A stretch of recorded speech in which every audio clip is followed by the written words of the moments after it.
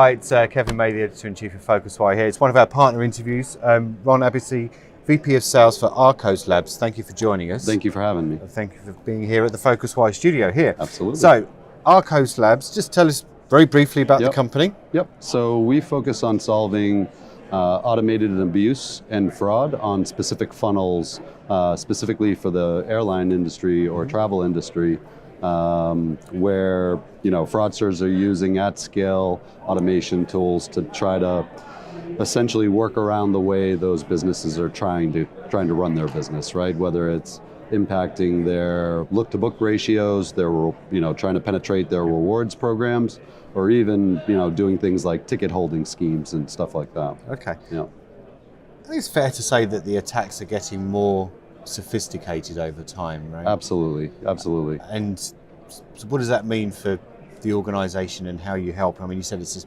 mostly airlines. I mean, tell us about how that works. Yeah. So specifically, they've moved from like just trying to run simple automation tools that might not run and load JavaScript that can now be simply picked up by a lot of different vendors.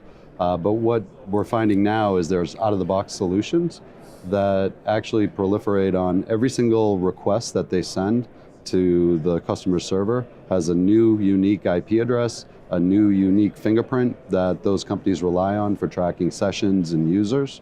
So it makes it very difficult to try and differentiate human from automation, and that's the goal of the fraudsters, to sneak beneath the rate limits, emulate human traffic as best they can so they don't get caught. Must be a nightmare for the carriers though, when they've got so much other stuff that they need to do. 100%. And the fraudsters are just getting better and better at what they do. Yep, absolutely. There's a financial reward for them, right? And what we've found, we incorporate machine vision strategy as well as gamification into how we differentiate human versus automation when we do challenge. But essentially, if there's some sort of financial reward, they'll always make the investment until you defeat the ROI. Okay. And we really focus the way we mitigate those type of attacks by specifically attacking the ROI for the fraudsters or competitive influences. Okay. Yeah. And capture is one of the processes that's often used by, correct, not just in this industry, but in most e-commerce industries. But that's not working, obviously. Yeah, it's so when we've talked before, when we're talking about this kind of next gen capture. I mean, talk us through exactly what that is. Absolutely. So when you think about what's been available legacy wise for capture technology, it's been primarily focused. Google's kind of the leader, primarily focused around building within commercial arenas where there's value for the company that's delivering the technology, right? So initially it was text-based captures. Back in 2015, Google themselves announced you can fully automate that with optical character recognition software.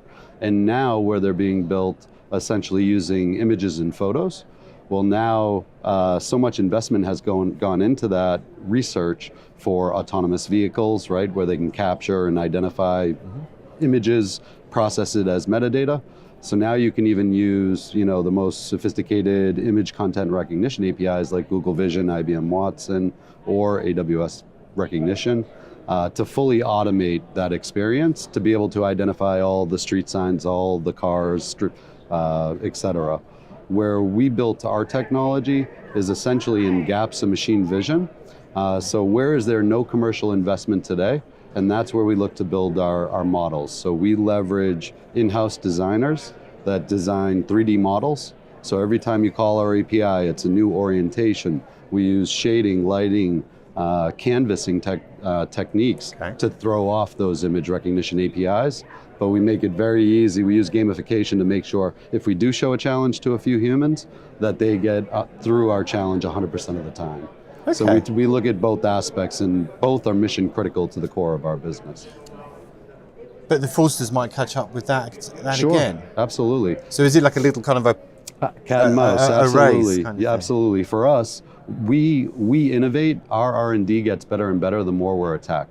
the more sophistication that's used against us, it forces us to build essentially different escalations and different mechanics that we use almost in-game technology to be able to defeat the ROI. So everything that we do, we understand at some point somebody will figure out a way to automate it, and we want them to. You know, we partner with Bug Crowd, so we offer bug bounties on everything we do as well.